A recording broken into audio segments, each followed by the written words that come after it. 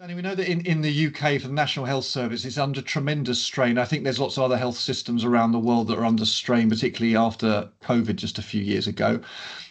It strikes me that often what comes up in discussion is how health services have to focus not entirely on curing ill people, but helping people to not become ill in the first place. Mhm. And then a lot of the discussion there is about how people can eat better, that we have an obese population, that people don't get the nutrients they should, and so on and so forth. No doubt that's extremely important. But another angle, which is touched on sometimes, but seems to be argued less often, is that there's probably value in people getting out into the countryside, experiencing nature, particularly people living in cities, in heavily urbanized areas, as is often the case in Western countries.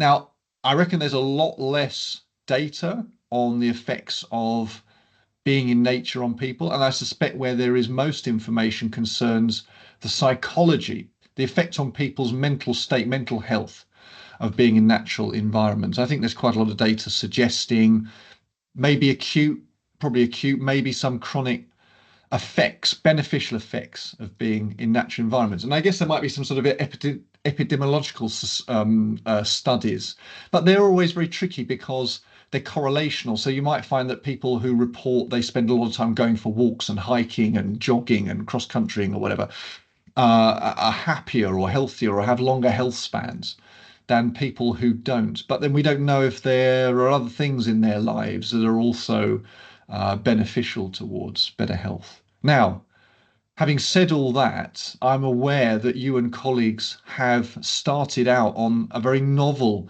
set of studies looking at what I might call, at the least acute, maybe they'll turn out to be chronic, physiological benefits of being in nature. Can you tell us about that? Absolutely, yes. The background to this work is that back in, I think, 1984 was probably one of the first studies that came out. And this was, there was a really interesting study published by a hospital, university hospital in the US, particularly by, it was a gallbladder ward, who performed the same type of gallbladder surgery again and again and again.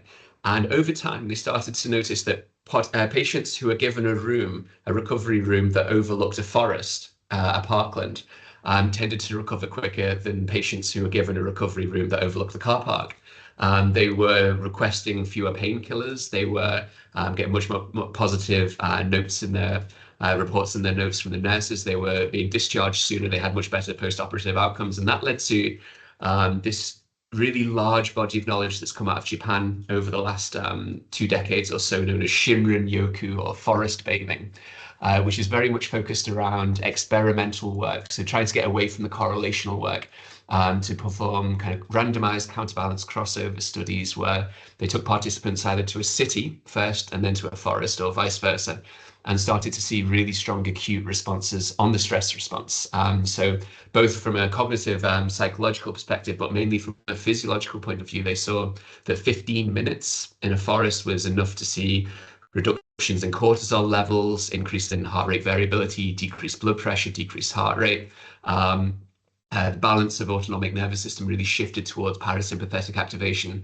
And that is the body of knowledge that really inspired our work, because we're myself and main collaborator Colin Shaw, who you met online a week or two ago, who's based out at Zurich. Our background is in biological anthropology, in human evolution, and our interest in this area really stems from this evolutionary perspective, whereby for the vast majority of human evolutionary history, since if you go right back to the start, 4 billion years ago is when the first life emerged on Earth. Then we can skip forward to about 7 million years ago, which is when the hominin lineage began. That's when we diverted from our last common ancestor with chimpanzees. And we can go right through to 300,000 years ago, which is when our species emerged, through to the present day. And throughout the vast majority, throughout all of this time, really, until the Industrial Revolution 2 or 300 years ago, it was we lived in natural environments. It was nature's forests, coastlines, savannas, mountains, that provided the environmental parameters that shaped natural selection, within which natural selection acted and shaped our physiology. And it's only the last 200 years that we've become an urban species. Since the Industrial Revolution, people migrated to industrialized urban centers to find work, and it's a really significant shift in the primary habitat of our species. And evolutionary theory would suggest that this has created a mismatch between the environments that our body are adapted to and the urban environments that we live in now that are simply seem to be changing at a rate that exceeds our adaptive capacity. And our perspective is that this is why we see higher levels of stress in urban environments, lower levels of stress in natural environments. So that's kind of our interpretation of these studies. We're really keen Cool. to expand this going forward with a series of experimental work projects that try to look at the implications for evolutionary fitness, so for the core functions, physical function, immune function, reproductive function, etc., to see if there is a difference in these functions in ancestral type environments for our new industrialized homes. Okay. So, so the argument is, yeah, as you call it, an environmental mismatch that we've evolved for Mhm. millions of years to live in certain environments, and very, very recently indeed, by evolutionary Yeah. standards, those have changed rapidly. Yes. And it's inconceivable, really, that we could be optimally adapted to these new environments. At the same time, we see, at least arguably, levels of stress in human populations rising.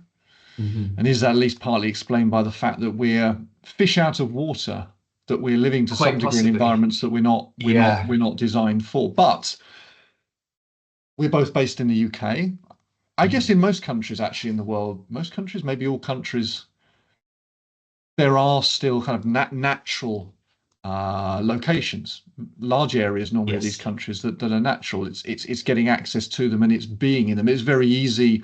People tend to live locally, right, to Yeah. where their home is, and so many people can live very near to a forest or a mountain range or a river and actually barely ever go to it. Mhm. So okay, so what have you found so far in terms of when you've taken participants for your studies away from the urban environment and into a natural environment? I think in terms of the UK, you're talking sort of wooded forests. Exactly, yes. So there's very much a continuum. We don't have a natural area or an industrialized area. Everything exists on the continuum between the two. On the one extreme, you might have parts of the Amazon rainforest that have been untouched, that you could consider to be perfectly natural. And then at the other extreme, maybe areas of some major megacities worldwide that have zero negative natural inputs. And then most people live somewhere on a continuum between the two. And on the whole, I think we're quite fortunate in the UK. We do have a lot of green spaces nearby, so hopefully we're further towards the natural end than a lot of people, for example, in densely populated parts of Asia, for example, maybe. So yeah, so the studies we've run so far, we've taken people to ancient woodlands. We're very lucky in Loughborough. We have an ancient woodland just outside of town with great biodiversity. It's about a 10-minute drive from campus, so perfect for the natural kind of location. And on the flip side as well, although it's a relatively small town, there are a few very industrialized parts of Loughborough as well, which serve as a nice kind of control environment. So what we're finding so far is being at Loughborough, we've obviously had an inclination to focus on physical performance and physical function, which is one of the key functions that underpins evolutionary fitness. It's a key determinant of the ability to survive and pass on your genes is your ability, your physical strength, physical fitness, and the various correlates of those. So what we found so far is we've looked at a range of functions, but firstly, physical performance does seem to be enhanced by visiting a natural environment. I had a PhD student a few years ago, Ivana Todorova. She's on a postdoctoral fellowship now, who is one of her major studies. She found that taking people to the forest for an hour and a half versus taking people to the city, then coming back to the labs and doing a cycling test to exhaustion, an incremental bike test, people actually lasted significantly longer, about 12% longer on the bikes after visiting the forest, which was then built on by a current PhD student of mine, Matthew Poland. Just last summer, he's currently writing up the findings now, did a similar type test, but in the environment itself, not coming back to the lab, but doing the physical test in the forest versus in the city. And he found that at a clamped level of effort, so kind of moderate level of effort, people were able to run faster and further in a given time without increasing their perceived exertion. So they were running faster and further in the forest without actually realizing that they were.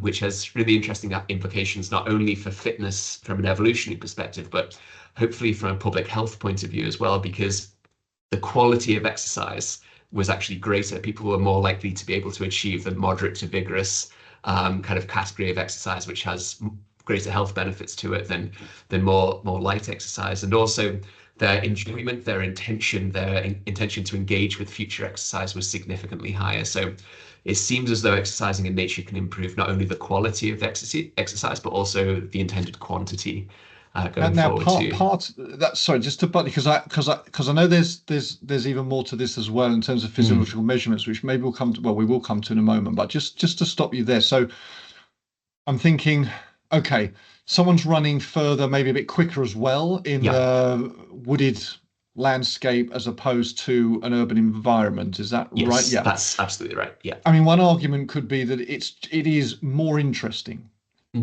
that passing by trees and seeing a rabbit run across the path and whatever it is, and seeing other joggers and cyclists and dog walkers, and you're passing them by is more interesting than perhaps a more stale, stagnant urban environment. But then again, I'm thinking, well, actually, urban environments, well, they don't have rabbits, but they have cats and they still have Yes. people, and they so okay. So you might argue there's not a big difference really in terms of interest levels in the two environments. So there's something in perhaps inherently more pleasant, more engaging, more attractive, more Hmm. beguiling about the wooded environment than the urban environment that makes the person feel a little bit more at one with that Quite environment. They kind of possibly. lose Yeah. themselves a bit more, forget about things, time sort of passes by more easily.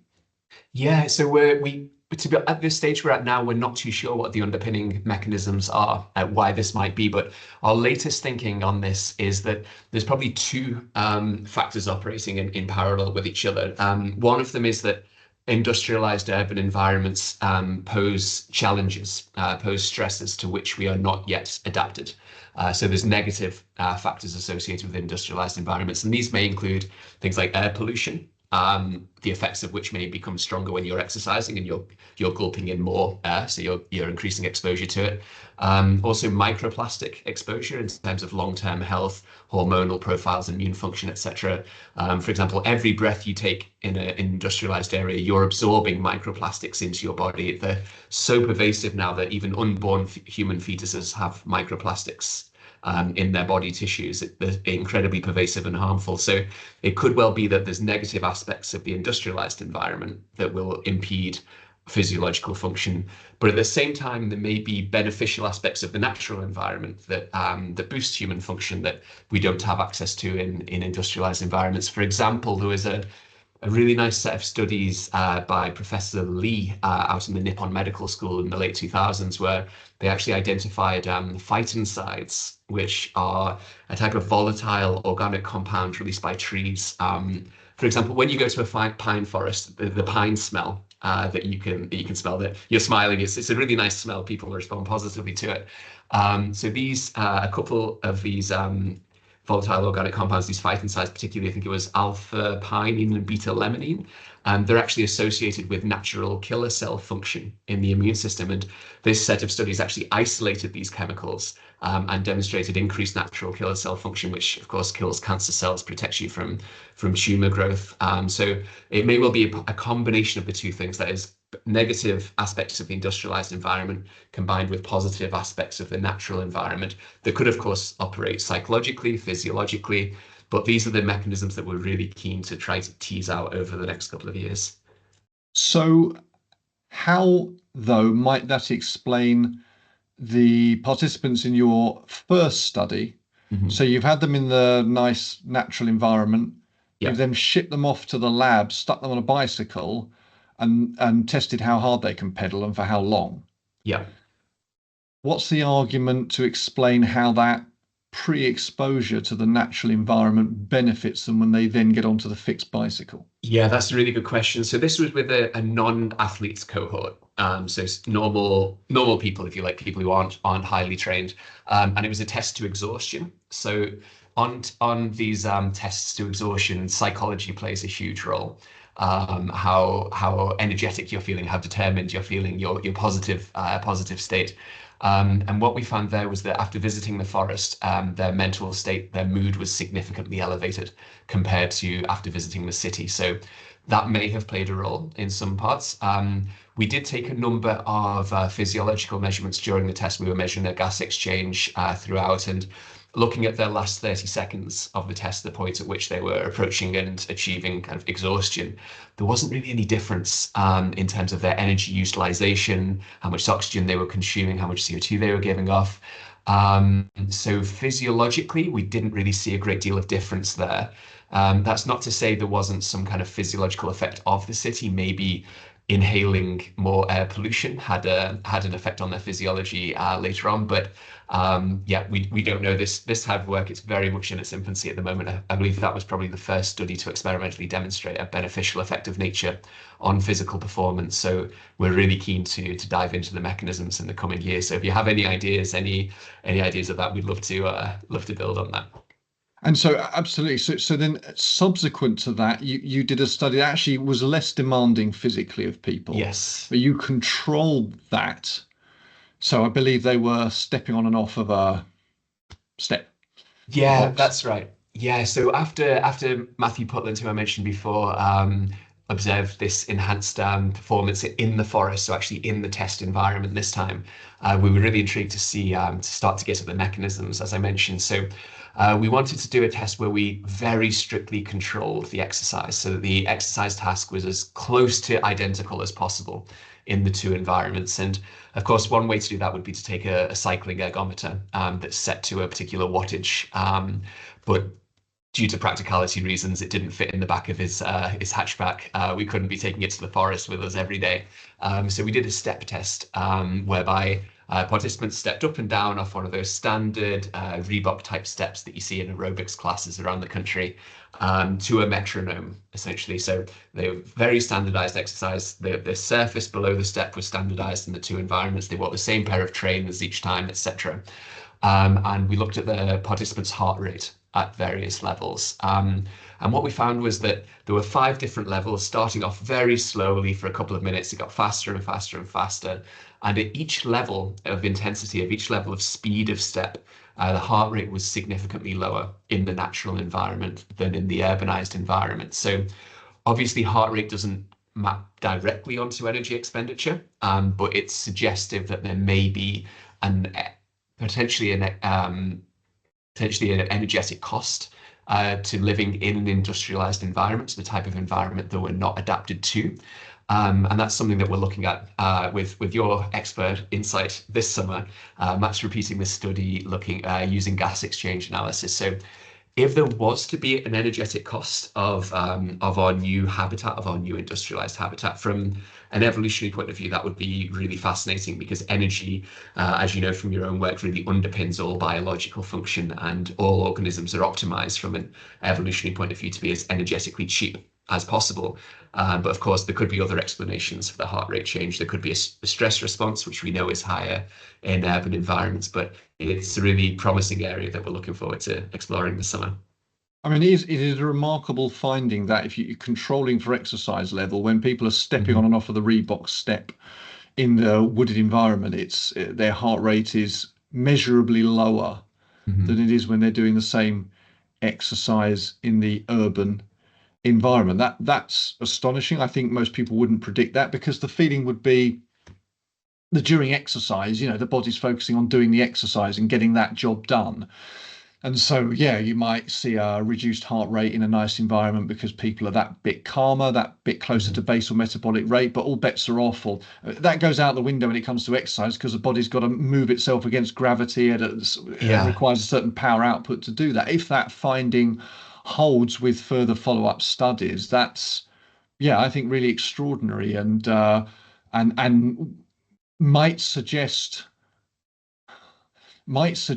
some real insights into the demands energetically, stress wise, physiologically of hardcore urban environments on the human body. I say even when the body is working hard, undertaking activity. Yeah, absolutely. Because the wider work that's really built on this nature therapy, this Shinrin Yoku idea of using forests to lower stress levels, the wider field, which has expanded over the last decade or so, has shown enhanced immune function in natural environments, for example, compared to cities, enhanced cognitive function after visiting a forest, as well as increased creativity, problem-solving skills, etc. So it may well be that one of the mechanisms underpinning the enhanced immunity, the enhanced cognition, etc., could be that we are energetically more efficient in some way, and therefore we have more energy to fund these processes, to fund immune function, to fund cognition, and that they're impaired. Obviously, if we look at it in the other direction, perhaps if there is an energetic cost to being in city centres,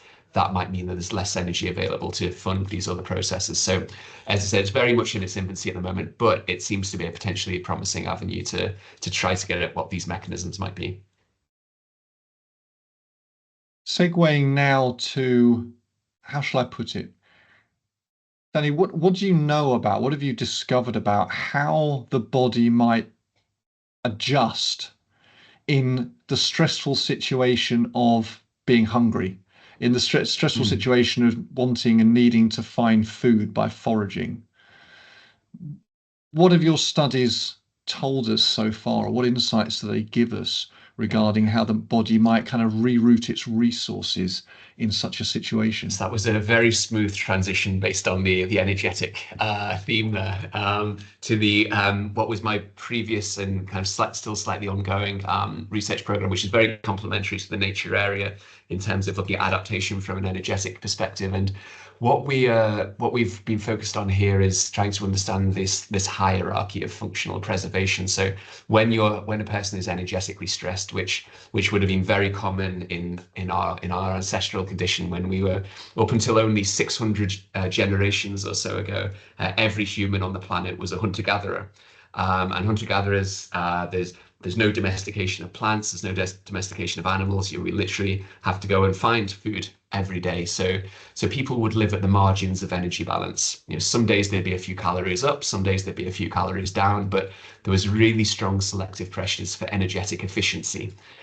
Because if we weren't energetically efficient, you were much more likely to not hit your energy target and therefore obviously die of malnutrition over time. So we're really interested to see, well, when we're energetically stressed, how do we allocate those calories within the body?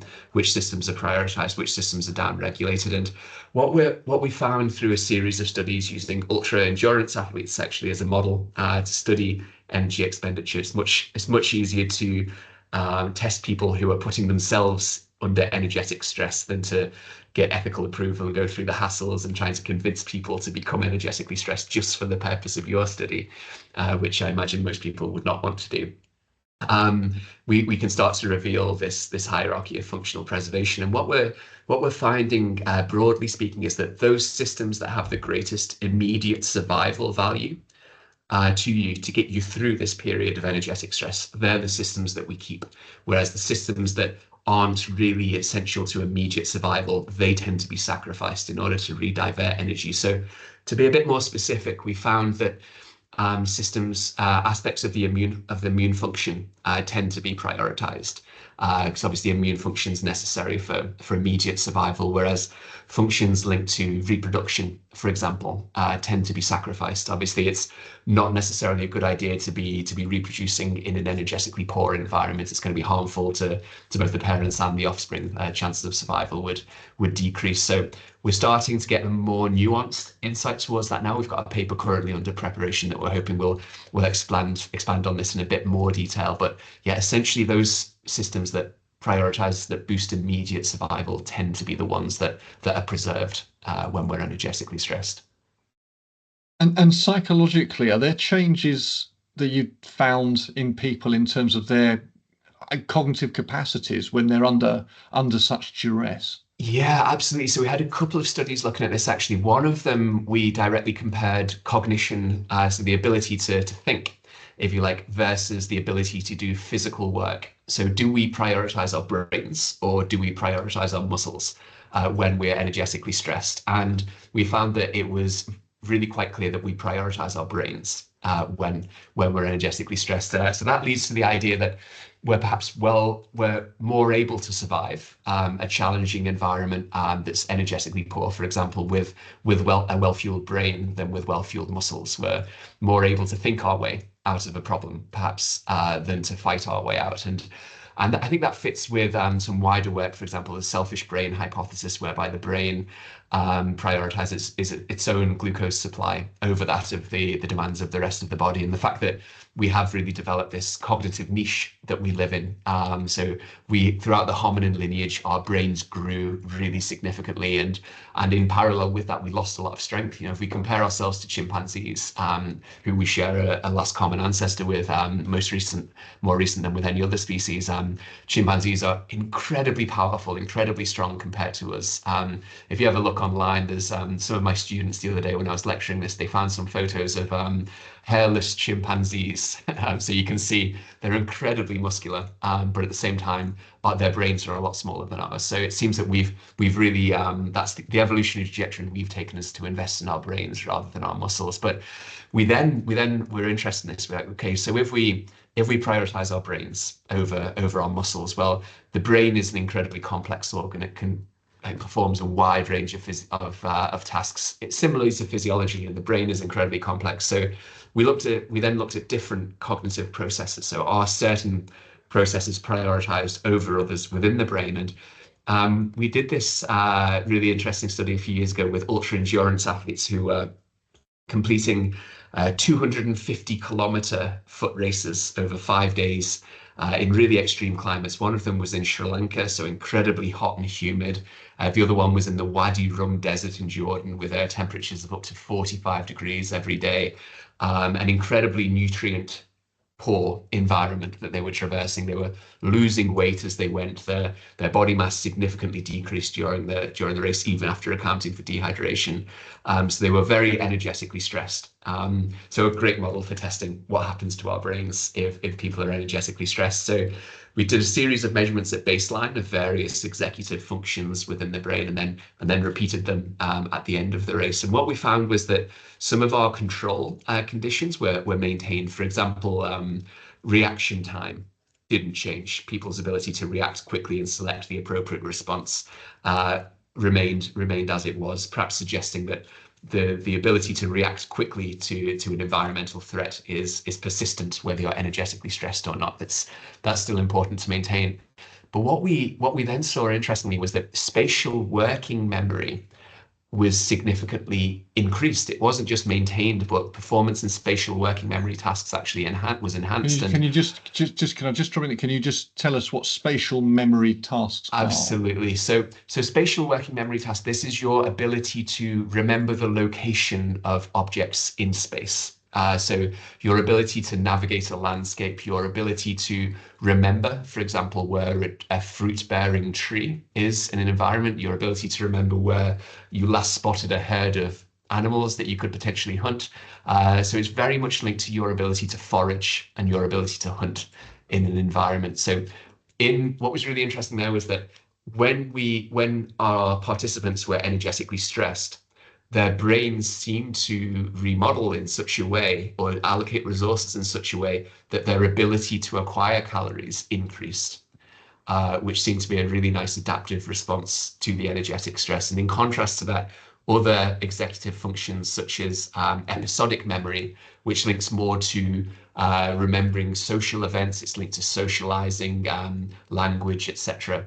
Performance in tasks such as that, which perhaps aren't directly linked to acquiring calories, performance really tanked. It really significantly decreased. So it seemed to be evidence, if you like, of a trade-off whereby, again, those processes not linked to immediate survival, i.e. finding calories in your environment, were sacrificed in order to fuel those processes that would help you survive and find food.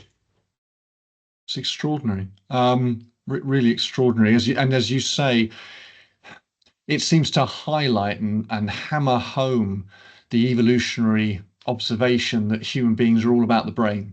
I mean, not 100%, but we really do have very big heads, literally huge in Exactly. civilization. And Yeah. so we've really loaded towards the brain. And yes, Obviously, present company excluded, we're pretty thin and skinny and feeble relative to our cousin apes. And Mhm. so when it comes to the crunch, we put our mouth where our money is, where our brains are, and it seems that we prioritize the brain to get us out of trouble. That's our Seems trump so. card. Yeah, absolutely. In the brain, it's kind of the ultimate plastic organ in that it's incredibly adaptive. So it seems as though our we have very high levels of adaptability as a species. You know, we've been able to colonize, successfully colonize the vast majority of the world's habitable landmass. You know, we're incredibly diverse throughout the globe. And one of the ideas as to why we've been able to do that is that we do have this high degree of plasticity, the ability to respond and mold our physiology, mold our cognition in response to changing environmental conditions. And the brain is a huge part of that. Very often we're able to survive in a given area. We're able to solve ecological problems, not necessarily through physiological adaptation, but through being able to use technology, being able to use culture, use behavior to adapt to conditions. For example, the office I'm sitting in right now, I could be sitting here wearing my trousers and a t-shirt or a shirt all year round, no matter what the temperature is doing outside, because we've developed technology that allows the room to be maintained at the same temperature all year. We have people living in the Middle East where it's 45 degrees in the middle of the day. We have people living in northern Siberia, in Canada, etc., where it could be minus 30, minus 40 degrees. And our ability, our cognition, our ability to adapt through technology, through culture, through behavior, I think is a huge part of our adaptive capabilities as a species. What are your own personal experiences of mind and body adaptations to chronic situations? Yeah, so our the research program in using ultra endurance sport was actually stemmed from my own ill-judged attempts as a master's student to think it was a good idea to try to row across the Atlantic Ocean. I was incredibly naive at the time. It seemed like a great adventure, and I was involved with this attempt to row across the ocean, whereby it would take. The idea was it would take about 5 or 6 weeks. We'd be rowing 2 hours on, 2 hours off around the clock without a support boat. And it was after coming back from that trip that I thought, this it really imposes a huge energetic stress that you really feel it. You're having this firsthand experience of feeling your hormonal profiles changing dramatically, feeling your digestion speed up, slow down, your cognition significantly changing, being able to tune out kind of irrelevant stimuli to focus on the things that matters. The body does from that first-hand experience. I really felt that my body really and mind really did respond dramatically to the energetic stress of taking part in this type of ultra endurance event. And I think there's a lot that can be gained by studying athletes doing this type of thing. And it's really nice to be able to combine both the experience of doing events like that to generate insight from a research perspective, but then of course as a researcher you learn a lot that then helps you from an athletic perspective as well. So it's really nice to be able to combine the two. And it feels a lot of the time when I am doing academic work in this area that I'm not really working, because it's the kind of thing I'd love to be geeking out over and reading anyway. So yeah, it's really nice if you can find something that you have an interest in away from Oh, work as well. absolutely. Of course, that's the best. That's Yeah, the best way to drive motivation and to push and find out about things, something you're interested in. If you're not interested, it's very hard yeah. to become expert in it. With regards to this rowing at the Atlantic, then, so you said you were naive at the time, and in a way, Mhm. perhaps one needs to be to do these things.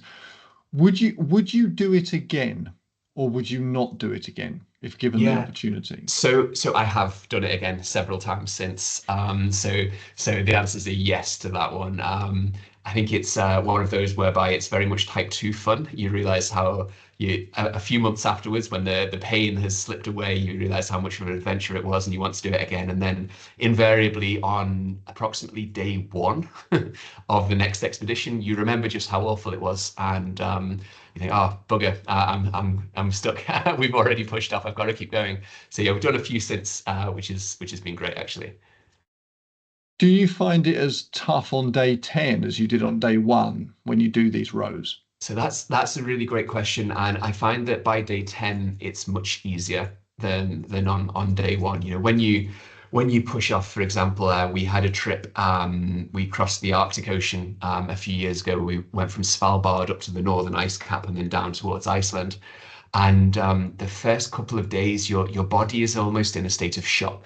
I find, and a lot of my teammates have described the same thing, whereby you've got so many things happening all at once. You literally go from 0 to 100 within an hour or two. You go from being on the sleeping in a nice cabin, on the or in a hut or even in a hotel on land, to being on the boat 24 hours a day with no support. And it's almost just a huge bombardment that can almost put you into kind of a physiological shutdown, definitely a state of mental shock, whereby you've got the really high levels of physical activity, you've got the complete lack of sleep. You maybe sleep, if you're lucky, for about 2 hours in a 24-hour period. There's seasickness, so you're very likely for the first 3 days not really eating much at all. I, for example, am starting to get my routine down now. I've done 3 of these ocean rows, so I learn a little bit more each time and I do a little bit better each time. But what worked really well for me on our last row, which was across the Black Sea from Romania to Georgia, was that for the first 3 days, I didn't eat anything solid at all. I just had energy drinks, protein drinks, that kind of thing. As my stomach gradually settled down and I adapted to the seasickness, then I could start to introduce some more food. But all of that is a very long-winded way of answering your question. That I think by the time you get to day 10, you're obviously fatigued. You definitely have aches and pains. You'll probably have an injury, a couple of injuries that are flared up. Your knee won't quite be bending right. Your wrist is starting to seize up from having to grip the oar, for example. But by the time you get there, you're in a routine. You're able to sleep, to grab maybe 4 or even 5 half-an-hour naps in a 24-hour period. You're able to eat. Definitely still running a massive calorie deficit, but you're able to eat enough that you feel as though it's sustainable to a degree, at least for the time that you need. And also, I think from a psychological point of view as well, you've probably been through a few storms by that point, a few literal storms with waves crashing over the boat, torrential rain, etc. And once you've been through a couple of them, you find that your confidence grows. Because on the first couple of days, you probably have good weather for the first 2 days. You wait for a good weather window to start. You don't leave when it's a storm, for example.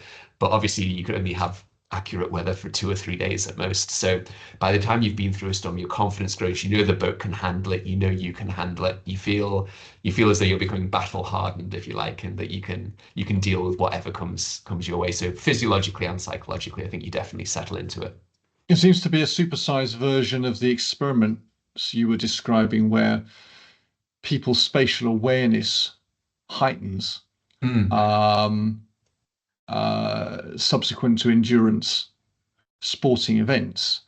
And so I imagine there's all sorts of, not rewiring, changes in allocation of resources within the brain and elsewhere to deal with suddenly being on a rowing boat, having to row. I mean, although you practice for it, I appreciate that physically people are in good shape before they set foot in the boat and are used to rowing, but nonetheless rowing for long periods of time, dealing with salty water, dealing with lack of sleep, things going wrong, people around them that they can't, control, struggling to eat, feeling crappy. And I guess maybe no one would survive that for 10,000 days or something. You couldn't live sure. indefinitely in that way. But nonetheless, for a long period of time, for some people anyway, some people, the body's able to do a lot to rearrange the way it's working Yeah, I think to be that's a able really to nice insight. survive. That's a Yeah. really nice insight, actually. I think that's exactly what happens. So the first few days, your body it seems as though, to me at least, my body and mind are screaming at me to stop. For the first few days, you're reluctant. It feels as though, and I'm anthropomorphizing my body completely here, but it's as though my body it doesn't want to change. It doesn't want me to be doing this. It's not helpful. It's not rediverting resources. You just feel dreadful. But then after about 3 or 4 days, it's as though a state of acceptance kicks in. It's like, okay, this is happening. This is my environment right now. It's not going to change. I need to adapt to this. And it's as though your body at that point, as you say, starts to reallocate resources. Your brain definitely starts to work differently. It's as though your brain, certainly the ceiling, if you like, for the type of problems that you can solve, your intellectual capacity certainly reduces. You're not smart. I wish we could have recorded some of the conversations that we had whilst rowing on some of the calmer days where we could actually hear each other speak. because we probably felt as though we were having these really deep, insightful, philosophical discussions while we're, in this expansive state of mind in the middle of the ocean. But we were probably talking like a couple of 3-year-olds to each other. It was probably really, really low quality conversation. But at the same time, the things that you need to be aware of, you are aware of. For example, you become acutely aware of changing weather patterns, a subtle change of the wind direction. You pick up on it, the wind speed, the wave patterns, the types of conditions. You know a storm is coming before you can even see it, just based on the temperature just dropped just that little bit too much at this time of day, and the wind just changed direction that little bit more than it had done on the previous days, and you become more aware of the things that you need to be aware of in order to survive in that type of condition. And that's one of the reasons why on that first row, back when I was a master's student on the Atlantic, I thought, this is fascinating. I'd always been told, I'd always been involved with sport, and I'd always been told by my coaches that, in order to adapt, in order to get stronger, to recover, you need to rest in between. And that's certainly the case for conventional competitive sports. But I was really excited and intrigued by this concept that without any meaningful scope to rest on these expeditions, you're on the go the whole time. My body was adapting, it was becoming stronger and more adapted to the task that it needed to be. And it's this adaptive capacity that the body has I find absolutely fascinating, and really keen to learn more about it. No, you explained that really, really nicely, really beautifully. The experiences that you had of experiencing your own mind and body change in Mm. response to that chronic acute stress that you're decided to put yourself under again. One last thing I'd like to pick your brains on, Danny. So we've talked a lot about the human mind and body. It develops over the first 20 or so years of our life, um, and particularly in males, probably that perhaps don't fully mature until, yeah, over the age of 20. So it's a very long process. And during that time, that gives ample opportunity for things to go wrong, I would imagine, or at least not go optimally.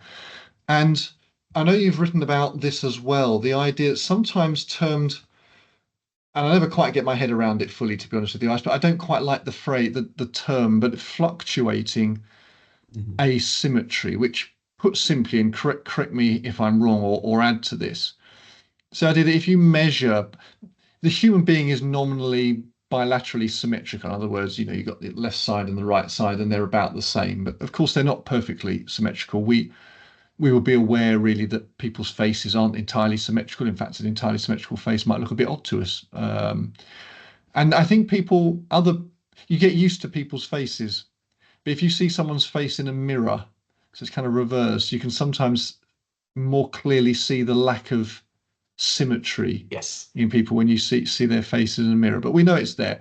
People often find that one side of their body is slightly more muscular, often their Mm. dominant side. So they'll have a slightly stronger right leg if they're right-legged, or slightly stronger right arm, and so forth. So there's various things going on which make the body not entirely symmetrical. Of course, Mhm. this can be inside the body. I mean, some organs aren't symmetrical by design, such as the heart and the intestines. But putting that aside, no doubt there's asymmetry at a macro level. So Mhm. one kidney will be bigger than the other, if assuming we have two kidneys, but also at a much smaller level as well. And I guess that within reason, the more asymmetry there is in parts of the body that, are designed to be bilaterally symmetrical, that can cause some suboptimality, as I said, Mhm. in how the Yeah. body's working. Most obviously, if someone had one leg that was 2 inches longer than the other, then they'd walk around in a circle.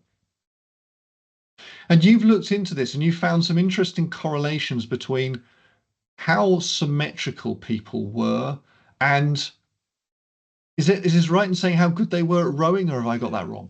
No, that's absolutely spot on. Yeah, no, this concept of asymmetry is really, really interesting. It's the kind of thing that we are subconsciously aware of when we view people. And the idea behind it is that it actually gives us a there's a lot of research interest in asymmetry because it gives us a bit of a cue of what we'd call developmental stability. So the idea here is that a lot of our external features that are symmetrical. So I'm just for the benefit of the listeners, I'm looking at my hands at the moment. So it's the same genes that encode my right hand as my left hand, my right thumb as my left thumb, my right little finger as my left little finger, etc. So what these obviously they're mirror images of each other, but it's the same genetic codes that encode both of them. So the idea here is that your two hands, if you like, or your two eyes, your two ears, your two legs, actually represent two independent replicates, transcriptions of the same genes. So if you are very well adapted to your environment, or if your environment is such that your environment is not stressful to you while you are developing, those two replications will be very similar to each other. You will be able to transcribe those genes twice in a very accurate way, and you will end up being very symmetrical as an adult.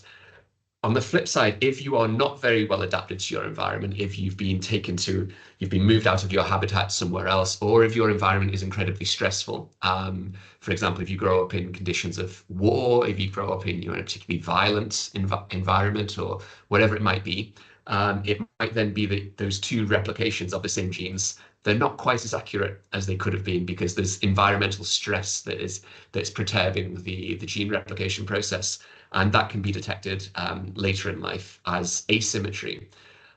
So we were really interested in this from a developmental perspective, and sport is a really neat way of looking at looking at the physical quality, if you like, physical performance, the ability of your cardiovascular system, the ability of your musculoskeletal system to do work.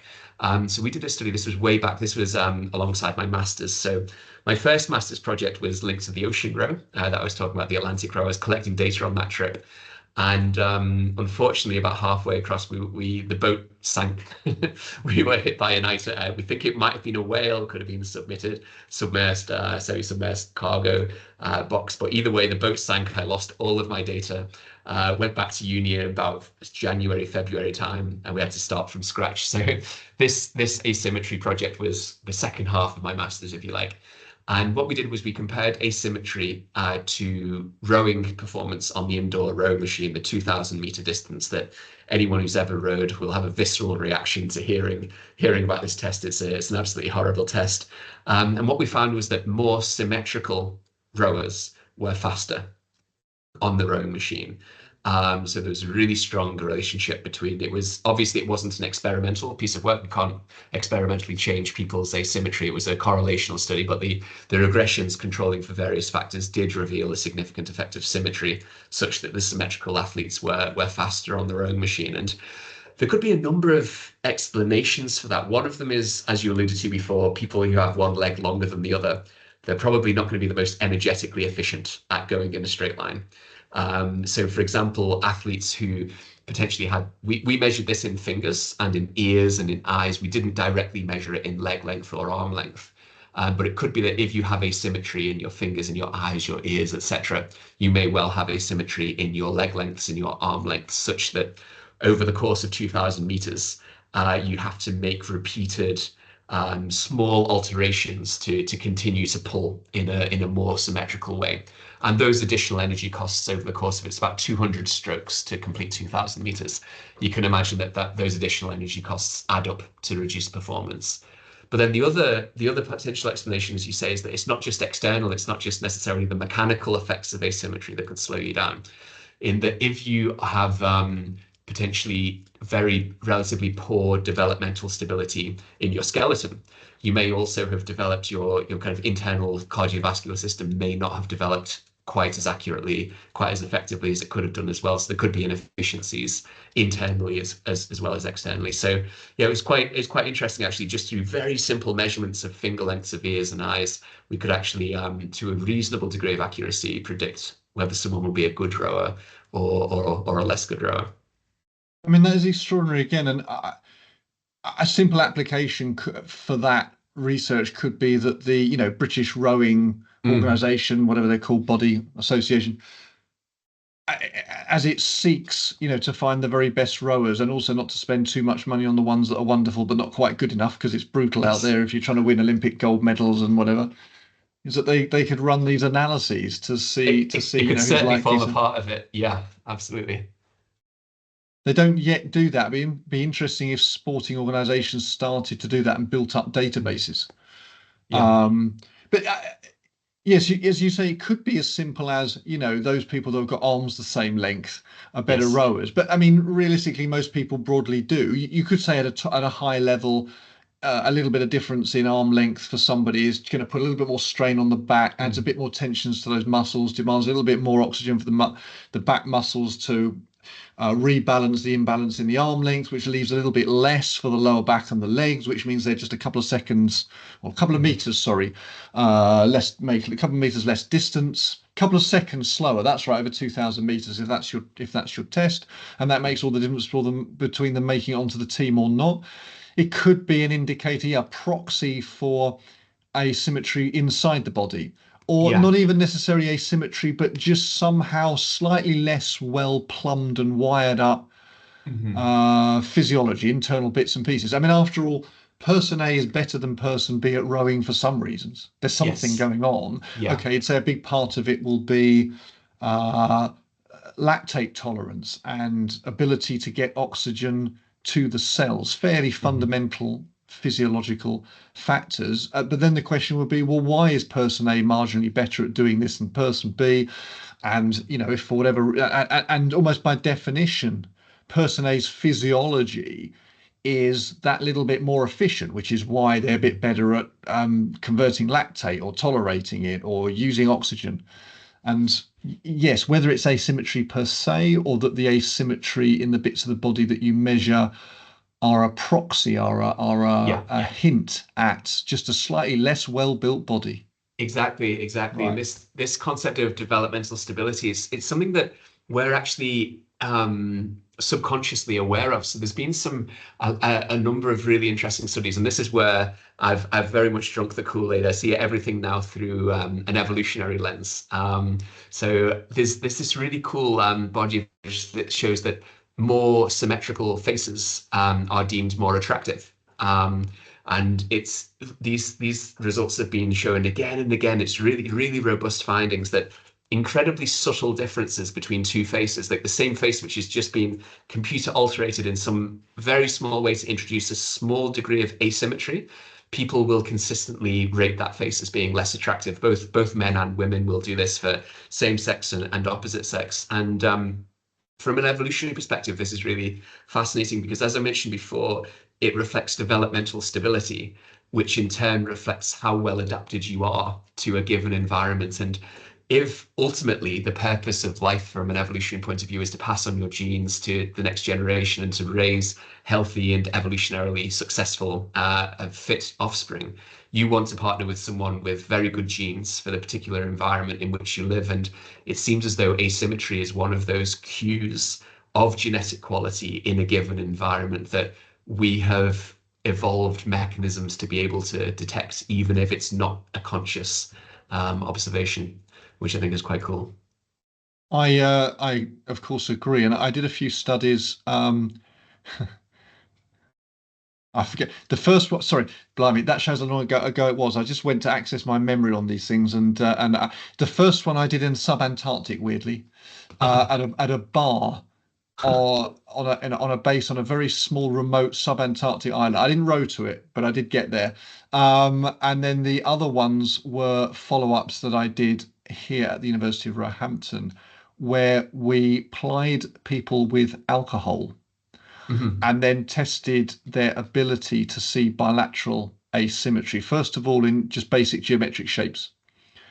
And then we produced or used anyway faces that were either entirely symmetrical or not, Uh-huh. computer adjusted as you describe. And the details of the results elude me.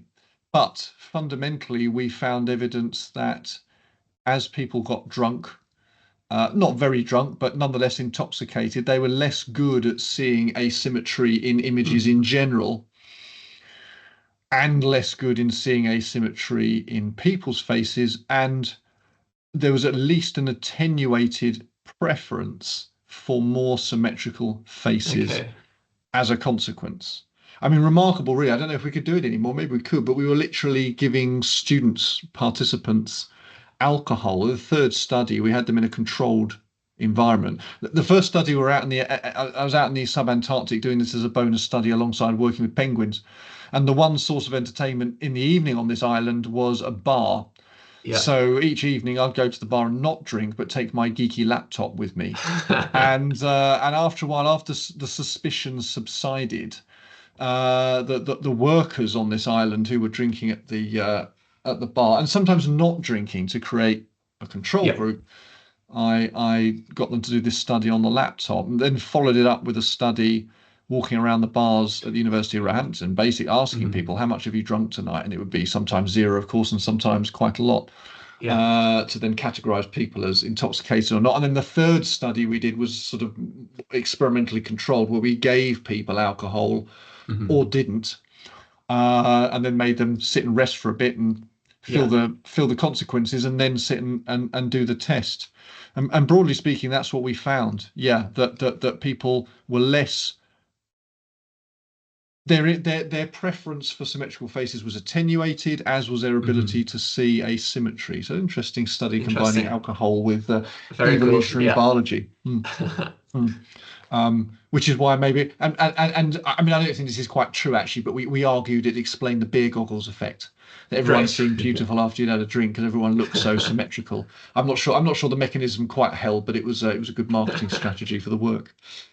I'm sure you had Um, a entertaining paper title for oh this yes, work. we had a yes. Well, they got better as they went along, I think, and we realised we were, Mhm. yeah. I mean, there were subtle effects, but it was interesting. It tied a lot Yeah. of things together. That was a long time ago now. Cool. Um, uh, Look, on that note, I think that's a great place to finish it. Drunkenness and bilateral symmetry. It's been brilliant to chat about these things. We've pulled together a number of strands, I realise, Mm. to do with adaptiveness of the human body psychologically, physiologically, long-term, short-term, issues of assessing people's developmental capacity and therefore how well they're able to operate physiologically and maybe Mhm. psychologically as well. Um, it's an area that's deeply fascinating from a theoretical point of view, Mhm. underpinned by kind of human evolutionary physiology and psychology, but also seems to be teeming with applications both in the sporting realm and in the health realm too. So it's a really important area, and I do think you're really onto something very interesting there, looking at the effects of natural environments on people's physiology, as there's been such a drive towards understanding health and health Mhm. outcomes and how to improve health in people, particularly through the lens of the obesity epidemic over the last couple of decades. But not many people have yet really got to grips, or no one's really got to grips yet, with the issues of how the natural environment affects not Mhm. just the psychology, that's been touched on, I think, but the physiological side of things. So I think that's a big space waiting to be filled, and you guys are in position to do that. Let's see what your next findings tell us. Yeah, we'll keep you posted. Thank you. Thank you very much. Thanks, Danny.